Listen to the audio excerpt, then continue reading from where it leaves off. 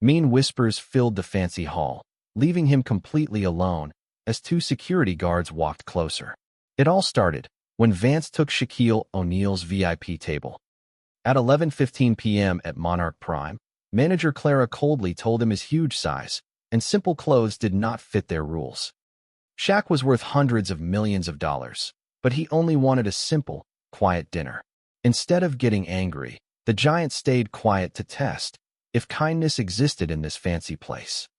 Facing whispers, guard threats, and a shaking waitress owing $3,150, will they kick him out, or will a black card quiet the room? The story did not start at the restaurant. It started 3 hours earlier, in a small hotel room on the 42nd floor. Shaq sat on a couch that was too short for him. His knees almost touched his chest. He looked down at his own feet. His shoes were size 23. They looked like small boats next to the tiny glass coffee table. He had spent the whole day signing papers. Big deals, big numbers. Men in sharp gray suits had shaken his hand over and over. Every smile in that boardroom felt the same. Every handshake felt the same too. By the time the last man left, his jaw hurt from forcing a polite smile back at all of them. Now he just wanted quiet. He wanted a hot plate of steak. He wanted to sit somewhere nobody asked him for a favor, or a photo, or an autograph.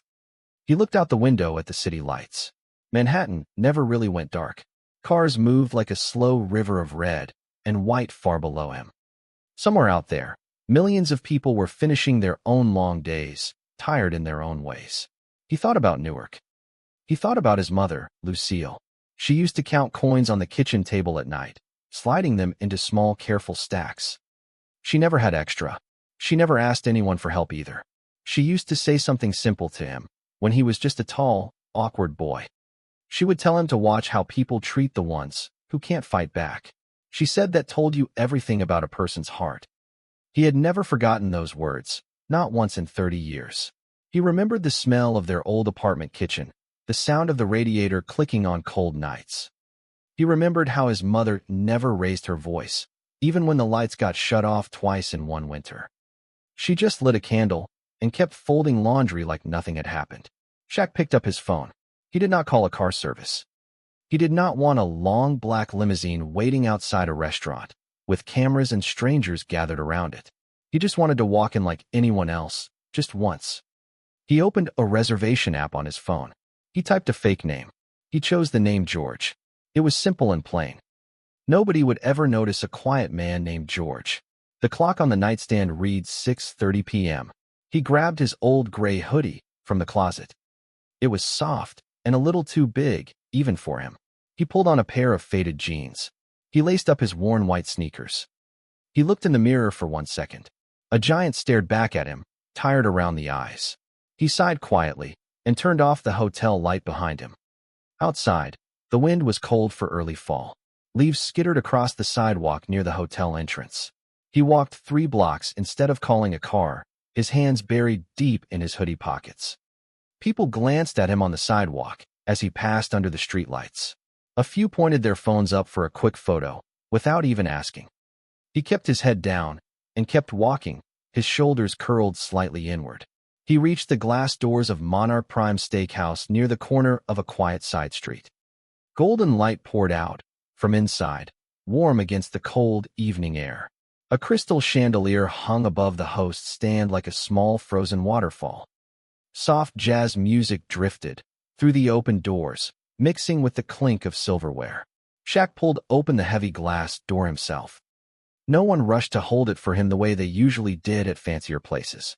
He stepped inside, and the warm air hit his face all at once. At the host's stand, a young waitress named Elena stood frozen in place. She was 24 years old, with dark circles forming under her tired eyes. Her hands were shaking just a little as she gripped a stack of menus. Her manager, a sharp-faced woman named Clara, stood in front of her with crossed arms. Clara's voice was low and cold, almost a hiss meant only for Elena's ears. She told Elena she was too slow tonight, far too slow for a place like this. She told her one more mistake would cost her the whole shift's pay, every last dollar of it. Elena's face had gone pale under the soft restaurant lighting. She had a folded paper hidden deep in her apron pocket, pressed flat against her hip. It was a hospital notice, the edges already soft from being folded and unfolded too many times. Her mother needed dialysis 3 times a week now. The bill said $3,150. 00, due very soon, with a red stamp across the top. Elena nodded quietly at Clara, swallowing hard. She did not argue. She never argued, not once in 8 months of working there. She just kept her eyes down and breathed slow, counting silently in her head the way she always did when things got hard. That is when the front doors opened again, letting in a gust of cold night air. A group of young men walked in, loud and laughing, their voices bouncing off the high ceiling. They wore suits that shined under the chandelier light, cufflinks catching the gold glow. Leading them was a tall man named Vance, a stockbroker in his late 20s, with slicked back hair. Vance snapped his fingers at the host's stand, without even looking at anyone standing there. Clara's whole face changed in an instant, like a switch had been flipped somewhere behind her eyes. She smiled wide and rushed toward him like he was already a king walking through her door. Shaq stood near the entrance, waiting his turn quietly. Nobody greeted him yet, even though he had been standing there for almost a full minute. A few servers glanced his way, and then quickly looked somewhere else, pretending to be busy with napkins or silverware. He felt the cold stares settle on his hoodie and his jeans sliding over him slowly. He felt them studying his size like he was a problem that needed solving, not a person who simply wanted dinner. For 1 second, his shoulders dropped just slightly. He almost turned around right there by the door. He told himself this was a mistake, that he should have just ordered room service back at the hotel like always. He turned and took 1 step toward the exit. Then a second step followed it. His hand reached out slowly and touched the cold metal handle of the door. But behind him, Clara's voice rose sharp and clear, cutting through the soft jazz music. She snapped at Elena, telling her that, if she let people like that block the VIP path again, she would cut $120 more from her pay that very night. Shaq froze with his hand still resting on the door. He turned his head just enough to see Elena's eyes fill with sudden tears. She did not say a single word back to Clara.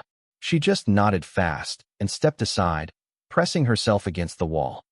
For a second, Shaq saw his mother's face instead of Elena's tired one. He remembered a small corner store in Newark years and years ago.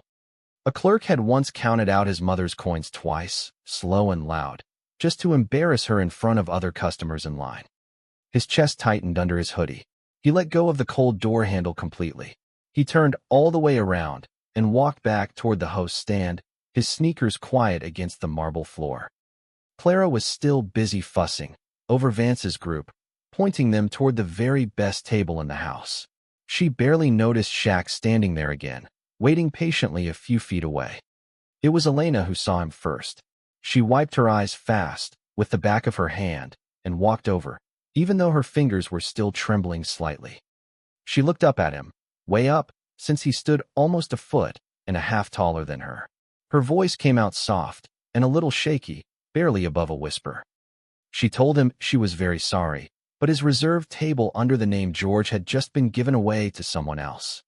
She said the only open table left was small, near the kitchen door, and a little too cold for most guests. She promised him she would bring his food out hot and fast anyway, no matter how busy the kitchen got tonight. She asked him to please be patient with the restaurant, just for one evening. Shaq looked down at her for a long, quiet moment. There was no anger anywhere in his eyes. There was something softer there instead, something almost grateful.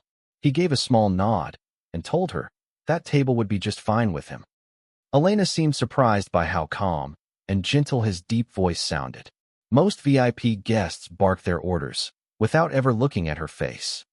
This giant man simply said thank you, slow and sincere. She led him through the crowded dining room, weaving between tables draped in white cloth. Heads turned slightly as he passed by, conversations pausing for half a second. He had to duck under a low-hanging light fixture near the bar, careful not to bump it with his shoulder. He folded his big frame carefully into a narrow wooden chair set against the kitchen door. It creaked once under his weight before settling. The table wobbled slightly when his knee bumped the metal leg. It was 11:15 p.m. exactly, the brass clock above the bar glowing soft in gold. The kitchen door swung open every few minutes, sending out loud clangs of pots and pans crashing somewhere behind it. Steam puffed out into the dining room each time, carrying the smell of garlic and seared meat. Shaq sat with his back a little hunched, careful of the low ceiling beam just above his head. His knees pressed firmly against the underside of the small table. He picked up the worn paper menu and studied it like nothing in the room bothered him at all. Across the room, Vance's table had already filled with loud laughter and clinking glasses. Clara stood beside them, pouring deep red wine slowly into tall crystal glasses. She told the table this particular bottle cost $180, and she said the number like she was handing them a small trophy. Vance leaned back in his leather chair, talking loudly about a stock deal he had just closed that afternoon. He said the number out loud more than once, louder each time he repeated it. He said he had just made $1. $2 million in a single afternoon of trading. His friends raised their glasses every time he said the number again, cheering like it was a sports victory. Clara laughed along with them, refilling glasses before anyone even had a chance to ask. Then Vance's eyes drifted slowly across the room, scanning over the other tables like he owned the whole place. He spotted Shaq sitting quietly by the kitchen door, hunched over the small table. He laughed loud enough for half the restaurant to hear him clearly. He asked Clara, since when Monarch Prime started letting guys, who look like they're asking for spare change, sit anywhere near the VIP section. A few of his friends chuckled along, glancing over at Shaq with smug little smiles. One of them even raised his phone slightly, like he was thinking about filming something funny. Clara's smile turned tight and nervous for a second. She bowed her head slightly toward Vance and told him she would handle the situation right away, her voice suddenly eager to please. Elena arrived at Shaq's table at that exact moment, carrying a tray with a simple glass of water and a small steak. She had tried her best to make the plate look nice despite the chaos in the kitchen tonight. As she stepped past Vance's table, careful to keep her tray steady, his foot shot out quickly from under the white tablecloth. It was small and almost hidden, but it caught the edge of her shoe just enough to throw off her balance. Elena stumbled hard, her arms flailing for a second, before the tray slipped completely from her hands. The water glass shattered on the floor with a sharp crash that echoed across the room. A wine glass sitting on a nearby serving cart tipped over from the sudden jolt. Deep red wine spilled across the polished tile in a wide, dark puddle. Some of it splashed onto the side of Vance's expensive leather shoes. Vance jumped up from his chair almost instantly, his face twisting with anger. He shouted that she had ruined his shoes on purpose, calling them his favorite $300 pair. He called her clumsy and cheap, his voice loud enough for the whole dining room to hear clearly. Clara rushed over, without asking a single question about what had actually happened. She grabbed Elena's wrist hard and slapped the back of her hand against the empty tray she still held. She told Elena she was fired, right there, right in front of everyone watching. She told her she also owed the restaurant $180 for the broken wine glass, before she could even think about leaving the building. Elena dropped to her knees fast, gathering the broken pieces of glass with trembling fingers. A small cut opened on her finger almost immediately. A thin line of blood mixed slowly with the spilled wine pooling on the floor. She looked up at Clara with wet eyes, her voice cracking as she spoke. She begged her for one more chance, just one, explaining that she needed tomorrow's pay to cover her mother's dialysis bill of $3,150. 00, due first thing in the morning. Clara's face stayed cold as stone, completely unmoved by the words. She nudged the broken tray with the toe of her shoe and told Elena that was not the restaurant's problem at all. She told her to leave quietly before security got involved in the situation. Around the dining room, other guests had gone quiet, forks pausing halfway to open mouths. A few leaned over to whisper to each other behind cupped hands. Nobody stood up from their seat. Nobody said a single word in Elena's defense, even as the blood kept dripping slowly from her finger.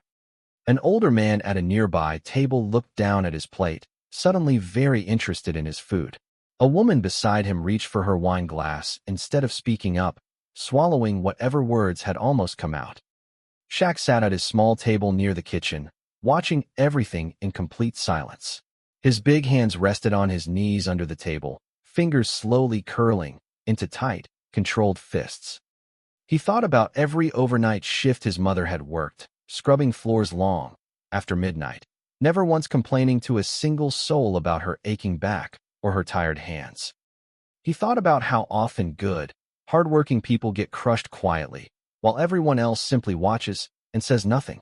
Something inside him settled into a calm, heavy kind of decision, the kind that did not need to be rushed or shouted. He pushed his chair back slowly, careful not to knock the small table over in the process. The wood scraped against the floor, loud enough in the silence to turn a few nearby heads. He stood up to his full height of 7 feet 1 inch, rising slowly like a building unfolding upward. The chandelier light seemed to dim slightly behind his massive shoulders as he straightened. The entire front section of the dining room fell silent within seconds. Clara took 2 quick steps backward, without meaning to, bumping into an empty chair behind her. Vance straightened his jacket and tried to look unbothered, though his voice came out a little higher than usual when he spoke next. He pointed a finger toward Shaq and asked if the giant planned on causing trouble like some kind of beggar looking for a free show tonight. Shaq did not raise his voice at all. He did not even take a single step closer to either of them. He simply looked straight into Clara's eyes and spoke in a slow, steady, unshaken tone. He told her to let the girl stand up first. He said he would personally pay for everything, the broken wine glass, and her mother's hospital bill, all of it, right now, in full. A few guests gasped softly at nearby tables, clearly not expecting an offer like that. Clara blinked hard, clearly thrown off by the calm generosity coming from a man dressed in a worn-out hoodie. She crossed her arms tightly and lifted her chin a little higher. She told him this restaurant did not accept cheap charity from men who couldn't even afford a proper suit jacket. She waved sharply toward the back hallway and called loudly for security. 2 large security guards stepped out from near the kitchen entrance, adjusting their black jackets as they walked. They moved slowly across the dining room, glancing at each other like they weren't fully sure what exactly they were walking into. Before they could reach him, Elena jumped to her feet fast and stepped directly in front of Shaq, blocking him with her small frame. Her cut finger left a small red mark smeared across her white apron. She shouted at Clara, telling her not to touch him, her voice shaking, but loud and clear. She said he had done absolutely nothing wrong tonight. She said if they were going to throw out a good, decent man, they could throw her out right along with him. Her voice cracked near the end, but she did not back down even an inch. She said she would rather go hungry than keep working in a place with no heart left inside it. Her words seemed to hang in the air over the entire dining room for a long moment. A few guests lowered their phones slowly, genuinely moved by what they had just heard. Even Vance's friends went quiet, glancing nervously at each other. Shaq looked down at her, with something soft moving behind his calm, steady eyes. This was the moment he had been quietly testing for since he first walked through those glass doors. He had wondered if real kindness still existed somewhere inside a place like this. He placed one massive hand gently on her shoulder, guiding her back a small step, standing firmly between her and the approaching guards. The 2 security guards slowed down even more as they got closer, something about the way Shaq stood making them hesitate. Neither of them said exactly why out loud, but their steps grew smaller and slower with every passing second. Vance pulled out his phone and started filming the whole scene, laughing as he narrated like he was watching some kind of late-night comedy show. He said he couldn't wait to see what this clown thought he was going to do next. Shaq stayed completely calm through all of it, his breathing slow and even. He reached slowly into the pocket of his worn gray hoodie and pulled out an old, slightly cracked leather wallet. He did not take out any cash at all. Instead, he placed a single black titanium card flat on the nearby table, along with a small gold business card resting beside it. Clara picked up the card quickly, ready to toss it aside, without even bothering to look at it closely. Her eyes landed on the raised letters across the front almost by accident. The card read Shaquille O'Neal, special advisor to the chairman of the board. Her whole body went completely still, like someone had pressed pause on her. The color drained slowly from her face, leaving her looking almost gray under the warm chandelier light. At that exact moment, the phone at the front host stand began ringing loudly, over and over, refusing to stop no matter how long it rang. Clara's hands trembled badly as she walked over and picked it up, pressing it shakily to her ear. A deep, angry voice boomed through the receiver, loud enough for a few people nearby to catch bits and pieces of it. It was Harrison, the chairman of the company, that owned the entire building and every single restaurant inside it. He had just received an urgent security alert tied to a very important VIP card being mishandled somewhere tonight. Harrison's voice rose sharply through the phone, demanding to know why one of his most valuable guests had just been threatened with security inside his own restaurant chain. Clara's face turned completely white, all the color gone in an instant. The phone slipped from her shaking fingers and clattered loudly onto the marble floor below. At the same time, Shaq quietly pulled out his own phone from his back pocket. He made a short call that lasted only about 10 seconds total. He spoke calmly to the head of an investment fund, one his own company partly owned a large stake in. He simply said to pull every single dollar of investment out of Vance's accounts immediately, without any further explanation needed. Then he hung up the phone, without ever raising his voice once. Across the room, Vance's own phone buzzed hard and sudden in his hand. His face went pale as he quickly read a message from his own company's main office. It told him he had just been suspended from his position, effective immediately. The laughter completely drained from his face within seconds. His phone nearly slipped right out of his fingers onto the white tablecloth in front of him. Nobody in the restaurant said a single word during any of this. The fall of two arrogant people happened in total, eerie silence, without a single shout or slammed fist anywhere in the room. Shaq turned back to Clara, who still stood frozen and pale near the host stand. He told her, calmly and without anger, that she needed to leave the building tonight, right away. He then turned to Elena, who was still standing close beside him, wiping fresh tears from her flushed cheeks with the back of her sleeve. He reached into his jacket pocket and pulled out a folded check. He had written it just minutes earlier, while sitting quietly at his small table near the kitchen, almost as if he had known this moment was coming. The check read $10,000, 00, made out directly to her full name. He told her this would cover her mother's entire hospital bill, with plenty left over besides for whatever else she might need. He told her she had shown more courage tonight than almost anyone he had ever met in his whole life. Then he said something that made her gasp out loud, both hands flying up to cover her mouth. He told her she was now the new general manager of Monarch Prime, starting that very night, with a salary that fully matched the title. Elena pressed both hands harder over her mouth, completely speechless for several long seconds. Her shoulders shook as quiet tears rolled down her face, but this time they were a different kind of tears entirely. Shaq turned toward the swinging kitchen doors and called out loudly to every cook, dishwasher, and busser still working that night. He told them all to come out and join him at the very best table in the entire house. A line of tired kitchen workers stepped out slowly, wiping their hands on their stained white aprons. They glanced at each other nervously, unsure if this strange invitation was really happening to them. Shaq walked over to the same VIP table, where Vance had been sitting just minutes before, his footsteps slow and unhurried. He pulled out chairs himself for the kitchen staff, one by one, as if it were the most natural thing in the world for him to do. He sat down among them in his old gray hoodie, surrounded by crystal glasses and warm golden chandelier light. He picked up a simple steak knife and started cutting into a plain, humble steak, no different from anyone else's plate. Laughter slowly returned to the table, this time real and warm and easy.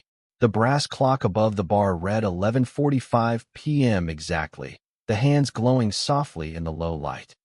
Every other guest in the restaurant stayed quiet, watching this unusual scene unfold from their own tables. Nobody dared to interrupt the giant man sharing a simple meal with the people who usually went completely unnoticed. One of the older cooks, a heavy-set man named Walter, who had worked there for almost 9 years, leaned over and asked Shaq quietly why he had done all of this for strangers. Shaq just smiled a little and said everyone deserves to be seen, even on a busy Tuesday night. A younger dishwasher named Marcus laughed nervously and asked if this kind of thing happened to him a lot. Shaq shook his head slowly and said most nights he just sat alone and ate in silence, same as anyone else trying to get by. Elena sat down across from him eventually, still holding the folded check tightly in her hand like it might disappear. She asked him softly why he had picked tonight, of all nights, to step in and help. Shaq thought about it for a moment before answering. He said he had been waiting his whole adult life to see if kindness still survived in places built for people who already had everything. He said tonight she had answered that question for him. Outside, the wind still moved steadily through the Manhattan streets, cold and constant as ever. But inside Monarch Prime, something had clearly shifted for good, settling over the room like a warm blanket. Shaq finished his meal slowly, listening closely to the kitchen staff share small stories about their families, their long shifts, and their tired feet at the end of every night. He laughed along with them more than once, his deep voice filling the dining room. When he finally stood to leave almost an hour later, he shook hands with every single person seated at that table. He thanked Elena one more time before turning toward the front door, his sneakers quiet against the marble floor. He stepped back out into the cold night air, pulling his gray hoodie a little tighter around his broad shoulders. The city lights stretched out ahead of him in every direction, endless and glowing against the dark sky. He had not come looking for trouble that night. He had only wanted a quiet dinner and a small moment of peace, the same as anyone else walking those streets. Instead, he had found proof that kindness still lived quietly inside ordinary people, waiting patiently for someone to finally notice it.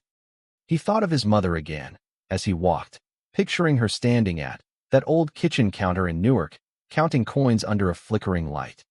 He thought she would have liked Elena, the way she stood her ground, without ever raising her voice too high. He walked back toward his hotel alone, his shoes echoing softly against the empty sidewalk. For the first time in a long while, his heart felt lighter than it had in years, lighter than after any deal he had signed that day.